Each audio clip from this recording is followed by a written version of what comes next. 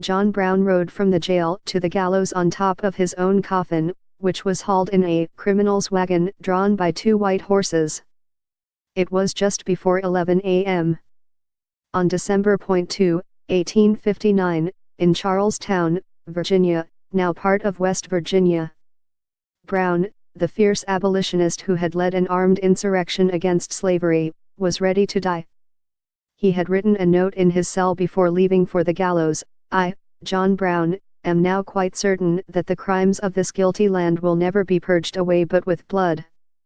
More than 1,000 troops lined the field to protect the gallows. There was fear that rebels might rush in at the last minute and try to rescue Brown before his execution. Virginia Gov. Henry Alexander Wise had ordered extra security. Fearing a spectacle, the public had been prohibited from viewing the hanging. Journalists from the North were turned back at Baltimore. By 10 o'clock all was arranged, wrote John T. L.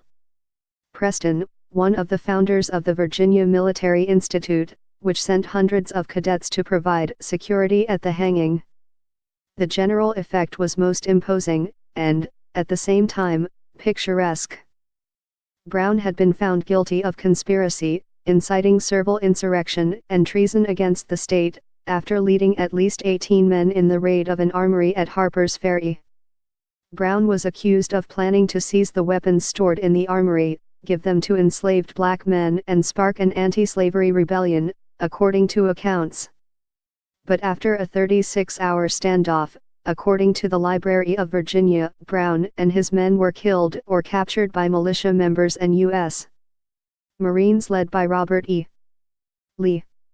The truth about Confederate General Robert E. Lee: he wasn't very good at his job. On November 2, Brown was convicted of all charges.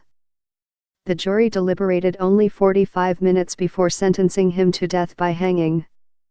VMI Superintendent Francis H. Smith was commander of the execution, according to VMI archival documents. Fearing the possibility of another uprising by Brown's supporters, the governor of Virginia accepted the offer of VMI's superintendent, Francis H. Smith, to send a part of the Corps of Cadets to provide an additional military presence at the execution, according to VMI records. Accompanying Smith to the execution were Preston and a professor of natural philosophy named Thomas Jackson, who would later become famous as Confederate General Thomas Stonewall Jackson. Preston and Jackson were standing so close to the gallows, they could hear everything that John Brown said, according to Colonel Keith Gibson, executive director of the VMI Museum and Archives in Lexington, VA. They became eyewitnesses to an execution that would change the course of the country's history and help fuel the Civil War. Both John Preston and Jackson sat down that evening after the hanging and wrote letters home to their respective wives, Gibson said. They never expected those letters they were writing to their wives might someday be published in histories of the events as they have been.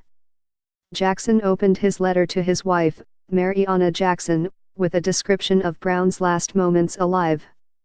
He behaved with unflinching firmness, Jackson wrote.